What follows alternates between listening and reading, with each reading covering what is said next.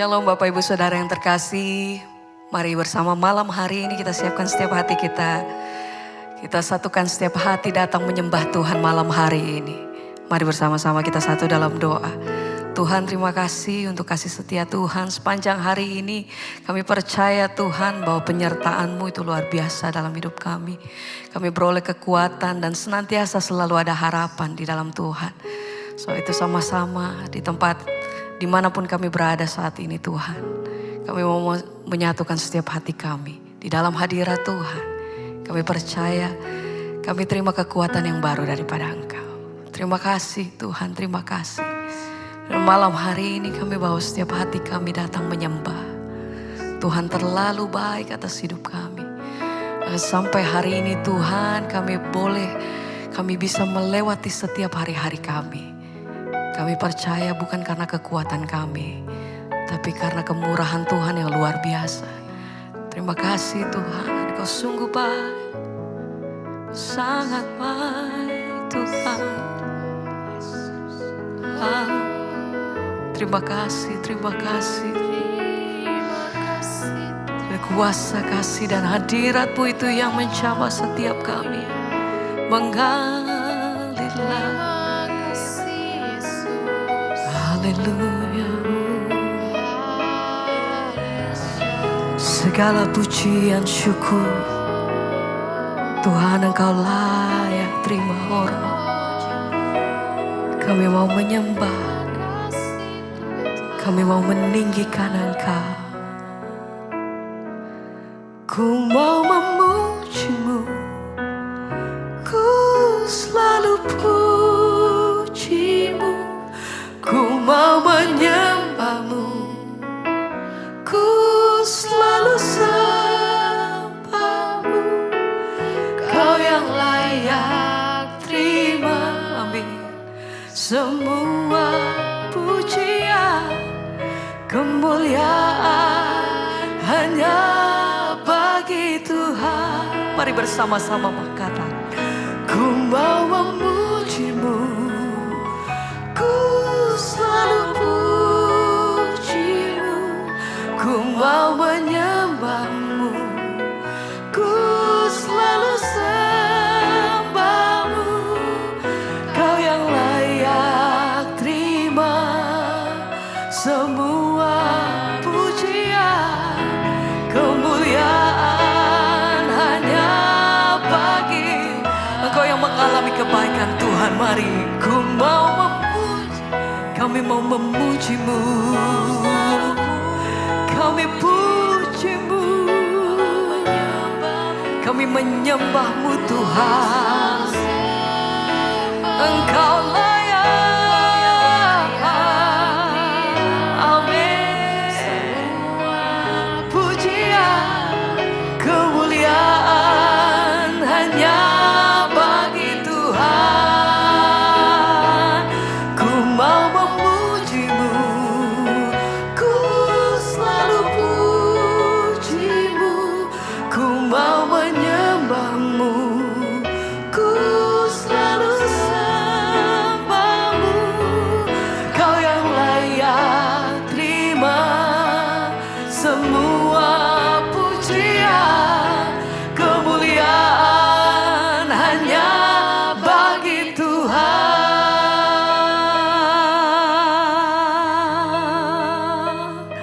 Segala kemuliaan, sebab Kau layak terima penghormatan dari kami Tuhan. Ajar hati kami selalu bersyukur, sebab kasih setia Tuhan itu selalu menyertai hidup kami sampai hari ini, bahkan sampai selama-lamanya. Terima kasih Tuhan,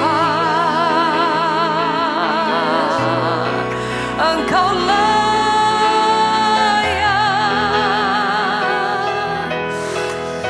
kudus, kudus Tuhan. Kami mau memuji-Mu, kami mau menyembah-Mu sepanjang hidup kami. Selagi kami ada Tuhan, yang kami percaya. Hanya namamu, Yesus.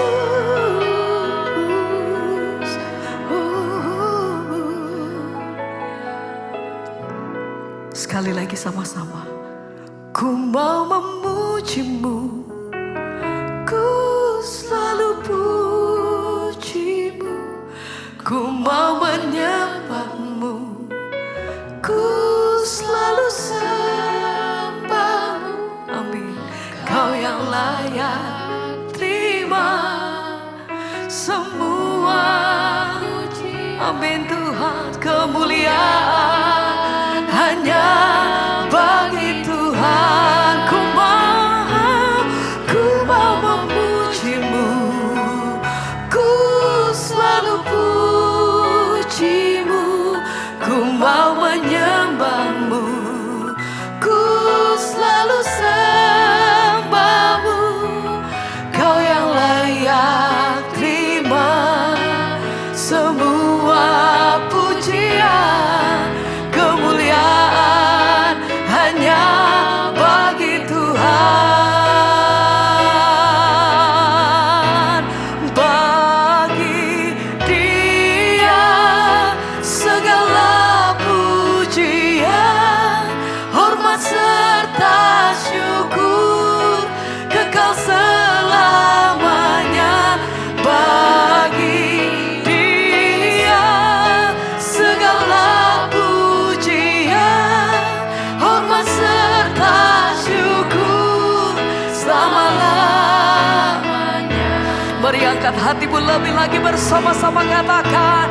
Bagi Dia segala pujian, hormat serta syukur kekal selamanya. Bagi Dia segala pujian, hormat serta syukur selama-lamanya.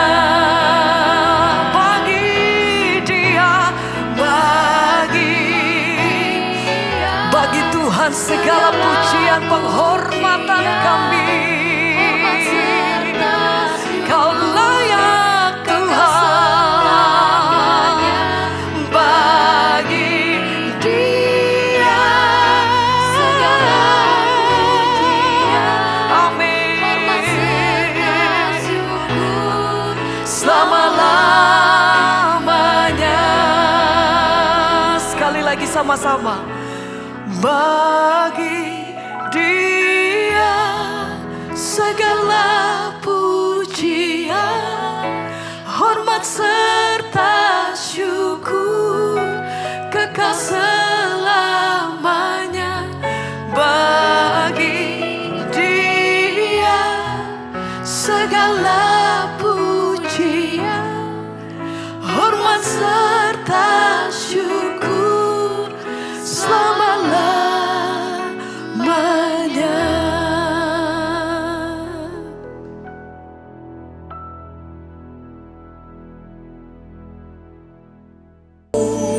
Segala pujian, hormat, kemuliaan hanya bagi Engkau Tuhan. Biarlah pujian ini sungguh-sungguh keluar dari hati kami. Kami mau menjadi seperti Kristus. Dan kami tahu itu tidak mudah, tapi bersama Tuhan kami dapat melakukannya. Sebab apa yang tidak mungkin kami, karena keterbatasan kami sebagai manusia itu sanggup dilakukan oleh Allah dalam diri kami. Berbicara bagi kami saat ini, sampaikan isi hatimu bagi kami. Kami buka hati bagi firman Tuhan di dalam nama Tuhan. Sama-sama kita katakan amin, amin. Silakan duduk Bapak Ibu, shalom. Bagaimana kabarnya hari ini? Kabarnya gimana hari ini? Ya, jawab yang semangat dong ya. Luar biasa karena kita punya Tuhan yang luar biasa. Iya, tema firman Tuhan hari ini adalah ya bagaimana kita itu menerapkan kasih dalam setiap pergaulan kita dalam hidup ini, saudara.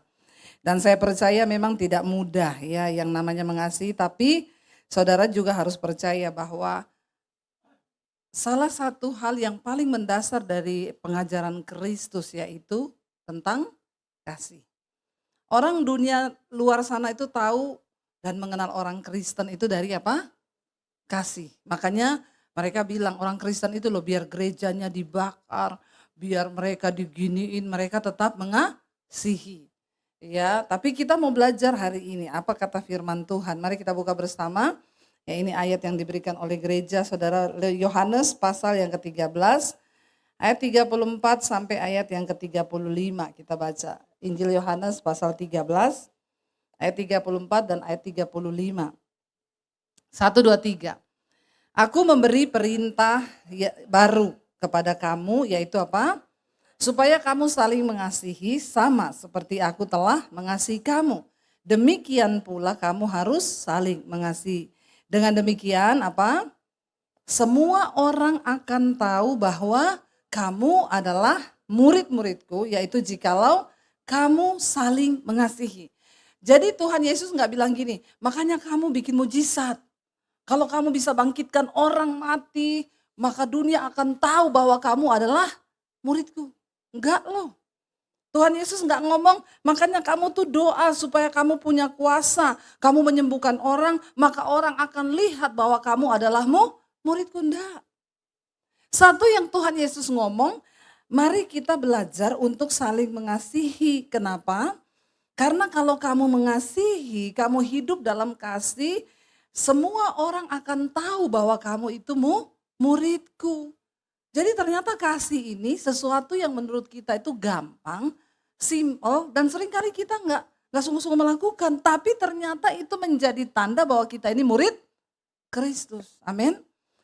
Saya nggak akan bicara yang muluk-muluk dulu bagaimana kita ini mengasihi, sampai ke bangsa-bangsa, mengasihi itu yang ya gimana-gimana. Nggak usah deh, kita mulai dari perkara yang terkecil di dalam keluarga. Amin. Ya, karena seringkali saya melayani orang Kristen itu gini, Pak, orang yang paling Bapak pahiti di hidup ini siapa Pak? Ada loh orang-orang tua yang sudah mau mati. Kan waktu kita layani dia kita harus beresin dong hatinya kan mau menghadap Tuhan toh. Yang paling Bapak pahiti di hidup ini siapa? Dia lantang bilang, anakku. Seringkali itu musuhnya orang Kristen itu bukan orang yang bakar gerejanya, bukan. Bukan orang yang, tapi banyak ibu-ibu ketika kita doakan, ibu harus melepaskan pengampunan. Siapa yang ibu paling pahitin di hidup? Ya nomor satu biasa dijawab siapa ibu-ibu? Tolong ibu-ibu ngomong. Ya, ini curhat colongan. Supaya saya bisa tahu. Ibu-ibu siapa pertama yang paling dipahitin? Mana itu ibu? Tolong angkat tangan ibu, dapat sepeda di bawah. Ya, suami ya. Dan memang itu banyak loh saudara ya. Ibu-ibu itu pahitnya sama suami. Tapi di sini enggak ada. Enggak ada yang ngaku.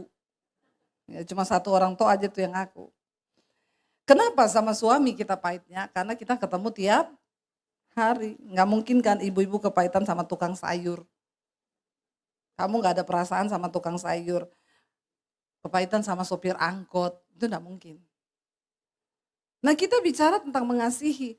Ya nggak usah bicara orang jauh. Orang yang paling dekat dulu. Orang Kristen itu kalau ditanya musuhnya siapa? Kalau nggak suaminya, anaknya, kalau nggak mertuanya. Kalau enggak iparnya, mertua adalah maut, ipar adalah maut, apalagi semua maut. Ya kenapa kita ini enggak mampu untuk ternyata banyak orang Kristen yang gagal dalam hal mengasihi. Tapi kita pengen hal yang besar, pengen mujizat, pengen ini, pengen itu. Padahal dalam hal yang paling simple, yang membuktikan bahwa kita adalah murid Kristus, kita enggak bisa saudara, yaitu mengasihi. Dari mana orang akan tahu kalau kau itu muridku kata Yesus kalau engkau hidup saling mengasihi. Kita lihat saudara. Ya kita belajar dari Tuhan Yesus saja lah yang kita harus belajar. Yuk kita buka Matius pasal yang ke-5. Maaf bukan Lukas ya, Injil Lukas. Saya pengen kita belajar dulu nih ya. Lukas pasal yang ke-10 ayat 25 sampai 29. Kita baca sama-sama Injil Lukas pasal 10 ayat 25 sampai ayat 29. Kita baca dengan suara yang terdengar. 1, 2, 3. Pada suatu kali berdirilah seorang ahli Taurat untuk mencobai Tuhan Yesus. Apa yang dia bilang saudara?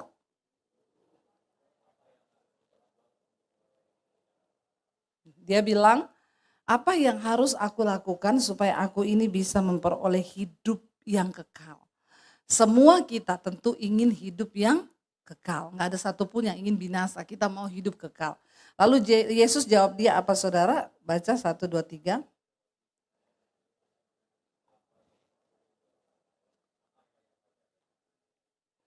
Ya, tolong kalau disuruh baca itu baca. Ya, baca. Karena di rumah saudara tidak mungkin baca.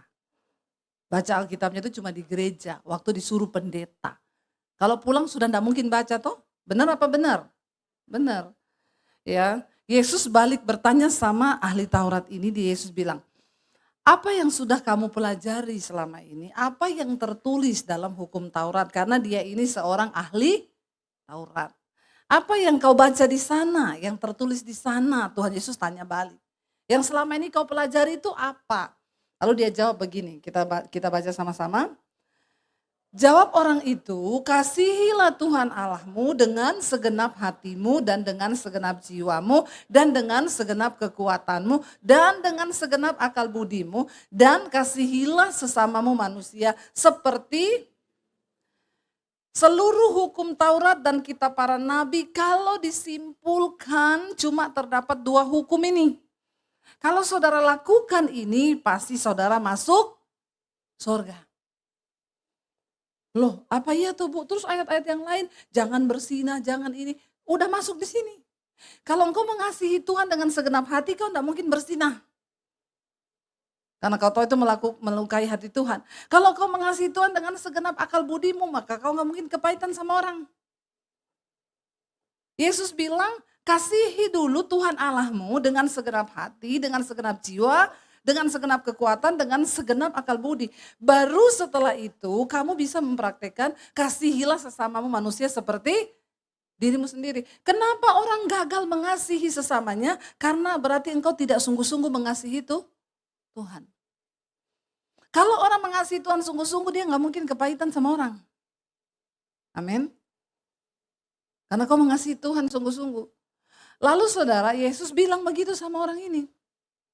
Apa yang sudah kau baca? Dia baca itu di dalam hukum Taurat, yaitu yang ditulis supaya aku bisa hidup kekal. Kata Yesus kepadamu, jawabanmu itu benar. Perbuatlah demikian, maka engkau akan hidup. Orang ini masih tetap tidak puas, dia masih mencoba Yesus lagi. Ya, dia jawab apa saudara? Ayat yang berikutnya. Tetapi untuk apa? Membenarkan dirinya. Orang itu dia berkata begini. Kepada Yesus dia bilang, siapakah sesamaku manusia? Yang dimaksud siapa sesamaku manusia itu kasihilah orang lain sesamamu manusia seperti dirimu sendiri. Dia tanya siapa yang masuk kategori sesamaku manusia itu? Apakah cuma orang yang baik sama saya? Apakah ini, apakah itu? Ya, lalu Yesus jawab begini dengan sebuah perumpamaan. Kita baca bersama yuk perumpamaannya. Ya, ayat yang berikutnya 1, 2, 3. Jawab Yesus adalah seorang yang turun dari Yerusalem ke Yeriko. Ia jatuh ke tangan penyamun-penyamun yang bukan saja merampoknya habis-habisan, tetapi yang juga memukulnya dan yang sesudah itu pergi meninggalkannya dalam keadaan sekarat, setengah mati. Antara mati dan hidup, tidak berdaya orang ini. Dikatakan dari Yerusalem. Penting kita tahu orang ini dari Yerusalem, Yeriko berjalan saudara. Lalu ayat yang berikutnya berkata apa? Ayat 31. Kebetulan apa? Ada seorang imam turun melalui jalan itu. Ia melihat orang itu, tetapi melewatinya dari seberang jalan. Imam ini adalah orang yang sering masuk di bait Allah. Dia hamba Tuhan yang seringkali itu mempersembahkan korban. Dia adalah imam, orang yang dianggap sangat rohani di Yahudi. Dia lewat, dia lihat itu orang. Tapi dia pura-pura dari seberang jalan gini. Mau mati, pura-pura enggak lihat ah. Ya, pura-pura enggak lihat. Lalu yang berikutnya, ada siapa lagi lewat? Baca ayat yang kedua. Demikian juga seorang Lewi datang ke tempat itu.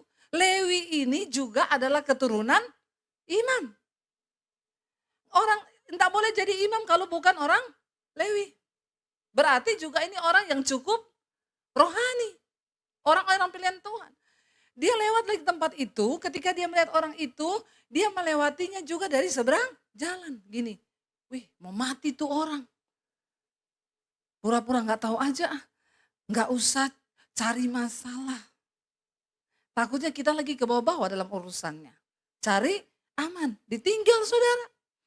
Lalu kita baca ayat yang berikutnya dikatakan, lalu datanglah seorang Samaria yang sedang dalam perjalanan ke tempat itu. Dan ketika ia melihat orang itu, tergeraklah hatinya oleh belas kasihan. Ayat yang berikutnya dikatakan, lalu saudara orang itu melakukan apa? Ia pergi kepadanya lalu membalut luka-lukanya sesudah ia menyiraminya dengan minyak dan anggur. Kemudian ia menaikkan orang itu ke atas mobilnya. Ya, motornya dinaiki, yang ditungganginya sendiri lalu membawanya ke tempat penginapan untuk merawatnya. Ayat berikutnya berkata apa saudara? Ya. Keesokan harinya ia menyerahkan 2 dinar kepada pemilik penginapan itu. Karena dia ada urusan, dia mau pergi, dia bilang sama yang punya hotel. Rawat orang ini ya tolong. Kalau kamu membelanjakan uang untuk dia, berapa biayanya kalau kurang dari uang ini, maka aku akan menggantinya nanti aku pulang dari urusanku. Aku akan kembali untuk melakukannya bagimu. Lalu ayat yang berikutnya berkata saudara di sana, siapakah di antara ketiga orang ini menurut pendapatmu adalah sesama manusia dari orang yang jatuh ke tangan penyamun itu? Jawabnya ahli Taurat ini, dia bilang apa ayat yang berikutnya ayat 37. Jawab orang itu apa? Orang yang telah menunjukkan belas kasihan kepadanya. Kata Yesus kepadanya, pergilah dan perbuatlah demikian. Kenapa digambarkan orang dari Yerusalem, Yeriko turun, lalu ketemu imam yang adalah orang Yahudi, ketemu juga orang Lewi yang adalah Yahudi asli, saudara. Lalu yang menolong orang Yahudi yang jatuh itu adalah orang Samaria. Kita tahu dari zaman perjanjian lama, Israel terbagi menjadi 2 kerajaan. Yaitu kerajaan apa? Konoha dan ya. Kerajaan utara itu adalah Samaria dan selatan itu adalah Yehuda di bawah pemimpin Raja Daud. Sejak zaman perjanjian lama mereka ini bermusuhan. Ketika di Yerusalem akhirnya dibangun bait suci, orang Samaria membangun kuil di atas gunung. Supaya kerajaan utara tidak pergi ke bait suci untuk beribadah. Ya, ini terpisah sejak zaman pemerintahan Salomo. Karena Salomo ini menikahi putri-putri orang kafir, dia membutuhkan banyak biaya. Lalu akhirnya dia naikin pajak sangat tinggi pada waktu itu. Di bawah pemerintahan anaknya yaitu Raja Yerobeam, saudara. Dan akhirnya 10 suku Israel ini memberontak karena tidak setuju dengan pajak yang tinggi. Harusnya diangkat Pak Purbaya di sana. Supaya pajaknya diturunkan. Ya. Lalu mulai dari situ terjadi perpecahan antara 2 kerajaan Israel ini. Yaitu utara Samaria dan selatan yaitu Yehuda. Di bawah pemerintahan Raja Daud. Tetapi janji Tuhan itu berlaku atas Daud dan keturunannya. Yaitu di Yerusalem, Yehuda ini. Sejak saat itu terus bertengkar dua ini. Apalagi ketika Asyur menaklukkan kerajaan utara Samaria, ini terjadi kawin campur. Orang-orang Israel pada waktu itu yang ada di Samaria mulai terkontaminasi kawin campur. Nah, orang Yahudi tidak mau menganggap Yahudi kawin dengan suku lain, itu bagi mereka kamu bukan lagi Yahudi. Berarti kamu sudah tercampur, terkontaminasi, dan kamu itu najis. Tidak boleh disebutkan Yahudi lagi. Jadi ini sudah tidak dianggap saudara orang Samaria. Makanya ketika zaman Yesus, itu terbawa sampai di zaman Yesus. Saudara ingat ketika Yesus ketemu perempuan Samaria di sumur? Lalu Yesus bilang, beri aku minum. Lalu perempuan Samaria itu jawab apa? Kamu kan orang Yahudi, kenapa kamu minta minum sama orang Samaria? Ya, ini terjadi permusuhan dari sejak zaman perjanjian lama dari Raja Salomo.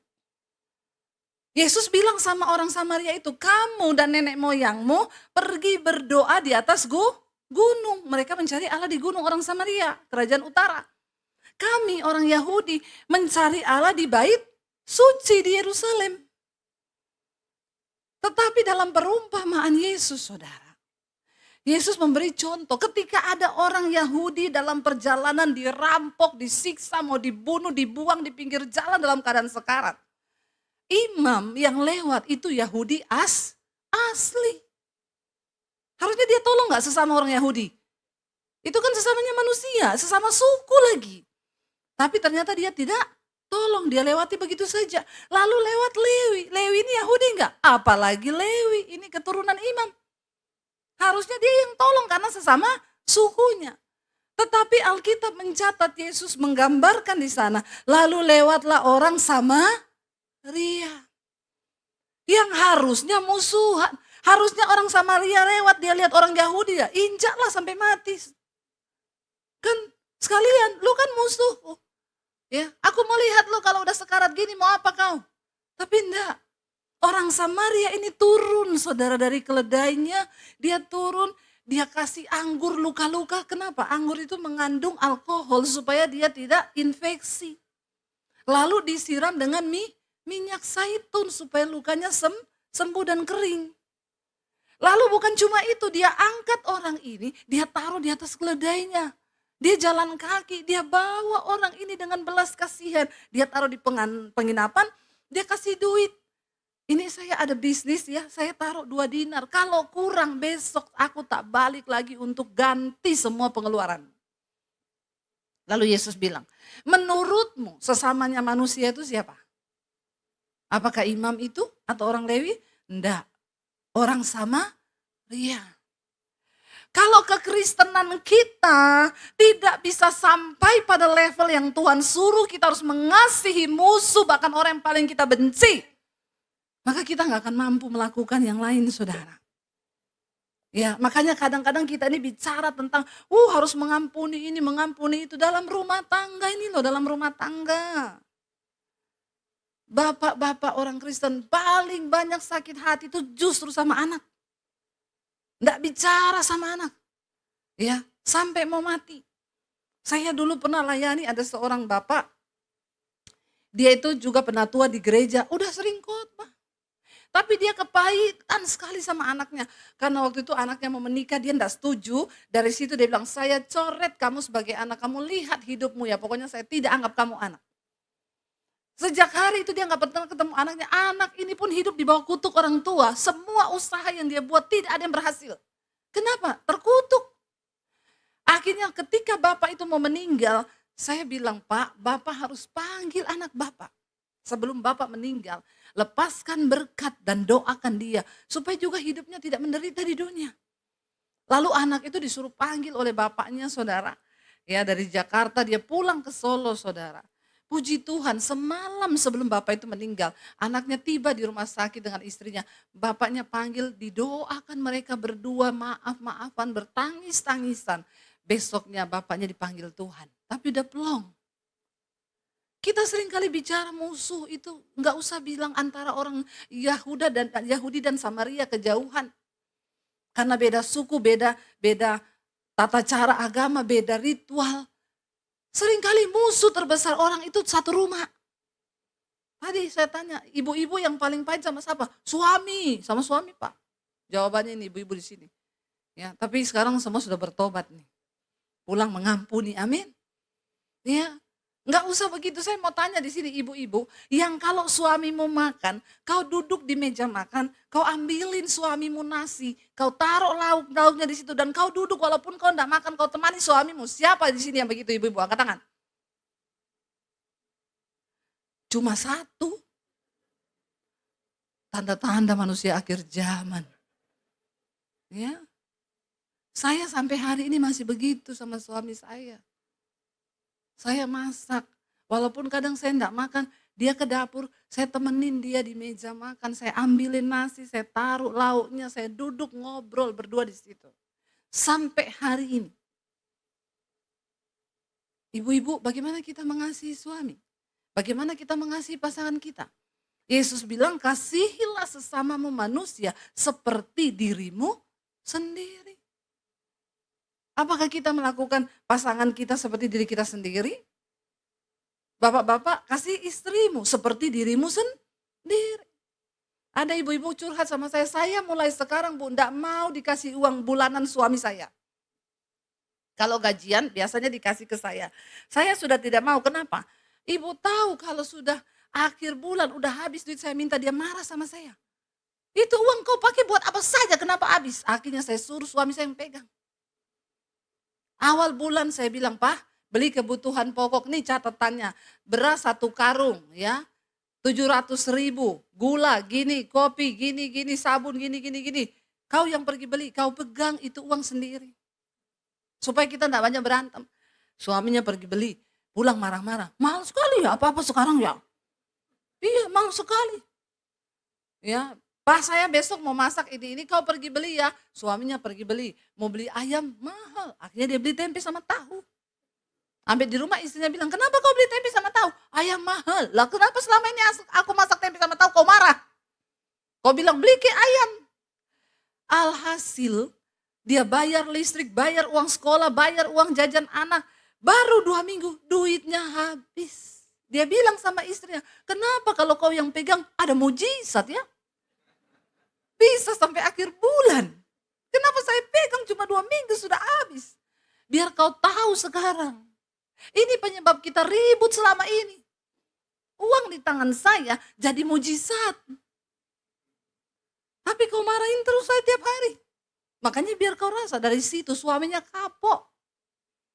Gak pernah lagi marah istri. Jadi ibu-ibu kalau ada suamimu marah-marah, boleh dipraktikkan nih cara ini. Supaya tidak ada ribut dalam rumah tangga. Karena uang itu juga bisa bikin berantem loh. Ya. Mari belajar kasih istrimu seperti yang kau mengasihi dirimu sendiri, bapak-bapak, amin. Yang amin ibu-ibu.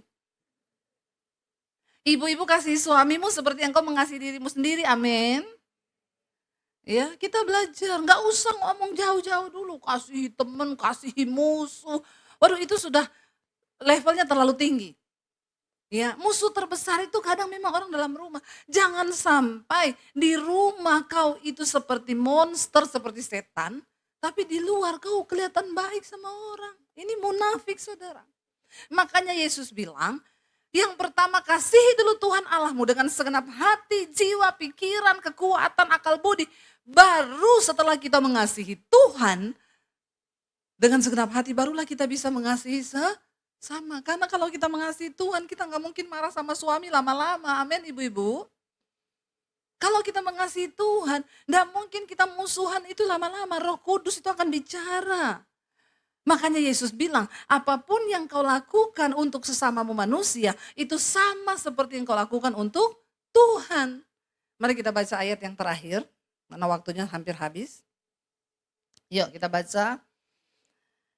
Injil Matius pasal yang kelima, ayat 43 sampai 46. Matius 5 ayat 43 saudara. Firman Tuhan berkata begini di sana. Kamu telah mendengar firman apa?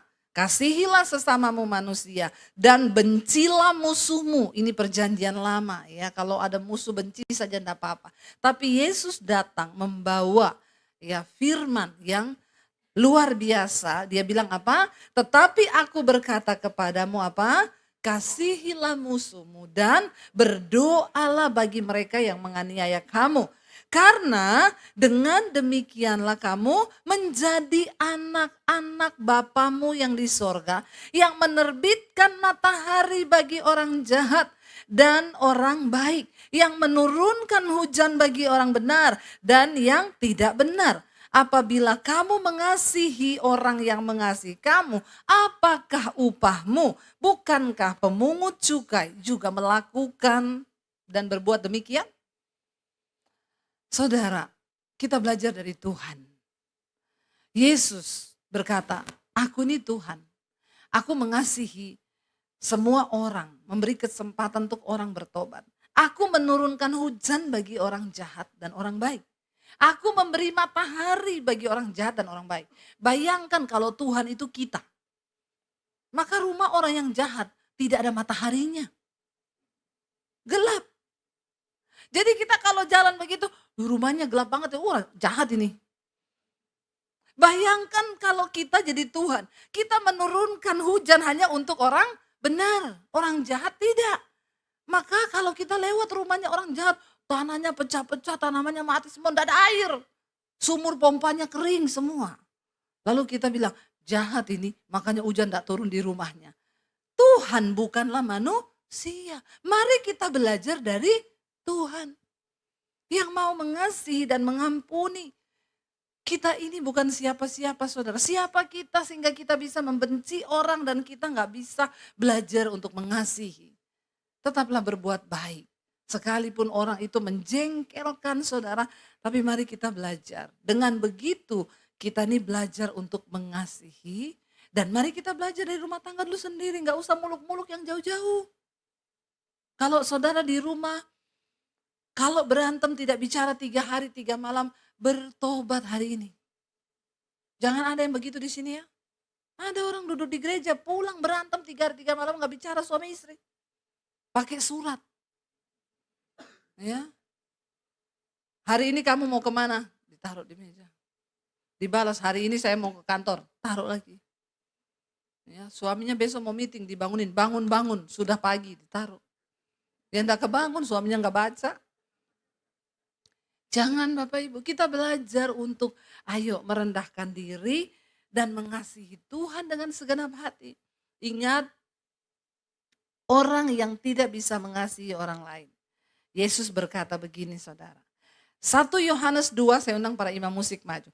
1 Yohanes 2 ayat 9 dan 10.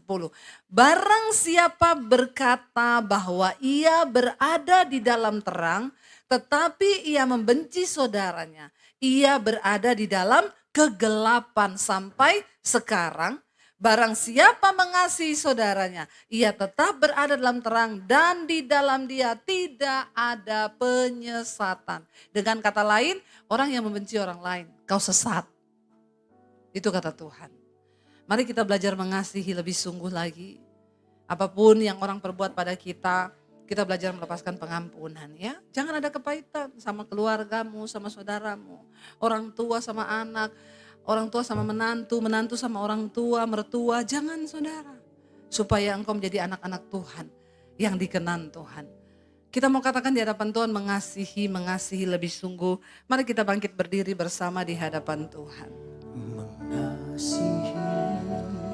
Mengasihi lebih sungguh, ajar kami Tuhan mengasihi lebih sungguh. Amin.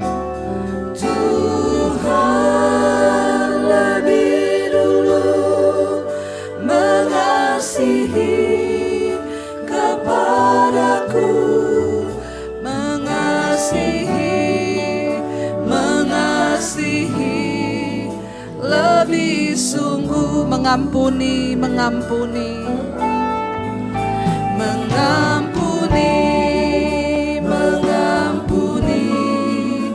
lebih sungguh, mengampuni